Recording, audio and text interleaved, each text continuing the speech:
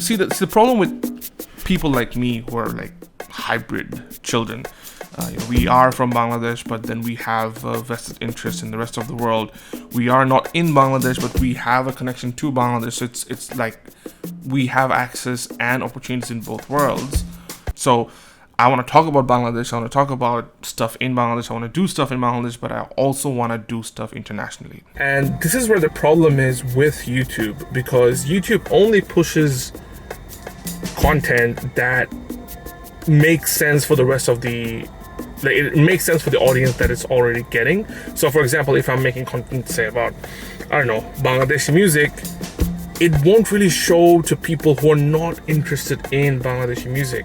And I think that's the biggest problem, because if I wanted to convey a message from, say, from point A to point B, I won't be able to do that because it only shows people who are interested in point A. And that poses a problem for someone like me who wants to do all these different things, because I want to make content that not only speaks to me personally, but also for the creator economy, for creators who are doing great things. So it creates like this barrier for me. Now I have to choose a lane, or at least a couple of lanes, and just stick to them and forget about everything else. So now this is troublesome because now I don't know which lane to pick. I generally like to strategize before making a move.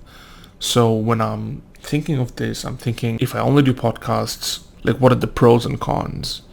If I'm only doing my personal stuff, what are the pros and cons? What if I open 2 different channels, 3 different channels? What if I don't do this? What if I don't do podcasts? What if I do multiple podcasts? What if...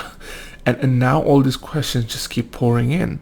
And I'm sitting down with my board, which you can see just right there, trying to dissect every single thing and really not getting anywhere, because I'm inside a rabbit hole of just trying to figure this out.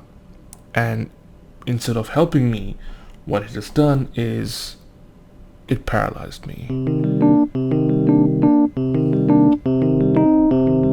There's 3 things that has helped me get out of this slump. These are things that obviously I didn't come up with. There are plenty of self-help advices around how to take action and how to do things, how to get shit done. But these 3 things helped me in this particular case. So first one, nothing is set in stone. The idea that everything is changeable and that you can pivot if you need to. Obviously some pivots are hard, but there's no change that you can't make in most cases. When I was a kid, I thought picking my subjects in O-levels meant that was me set for the rest of my life. I had this vague idea of becoming a chemical engineer for some reason. So obviously I'm not a chemical engineer. I am a marketing consultant. I manage projects and I make stuff for the internet. Nothing is set in stone. So when you take a decision, just know that you can reverse, you can change around. And when you have that mentality, it makes taking decisions a little bit easier. Number 2 is, it's not the end of the world until it's the end of the world. One thing that I do is I think of the worst. So let's say I stick to decision A. What's the worst that can happen?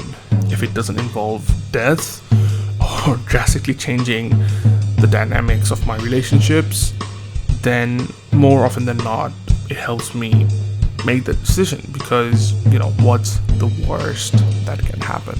Number 3 is regret exercise. The way it works is, think of the decision you're about to make and then think 20 years down the line, you didn't take this decision. Painting this hypothetical picture where you haven't taken this decision. How would you feel 20 years from now? Would you feel that, I should have taken that karate class. I should have asked that girl out. I should have posted that video. How much regret would you have? Because now you're kind of zooming out. You're looking at it from a macro picture, and it just becomes so much easier because most things don't matter. So for example, the reason I was so scared about posting stuff on this channel and confusing the audience and confusing the algorithm is because I was wanting it to be perfect.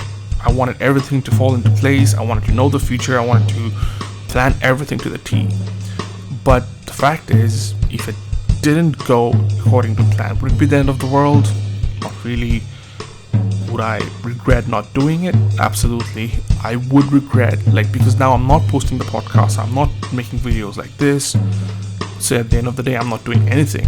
And therefore, years down the line, I will regret it that, I had that opportunity, I had that window, but I did not take it at all. So now I've decided to just post this video, and I don't know if it will work out for sure, but I did set some artificial timeline that I need to post at least one video by the end of the month, and I'm doing that. So if it works, it works, and if it doesn't, at least I've taken an honest, fair shot.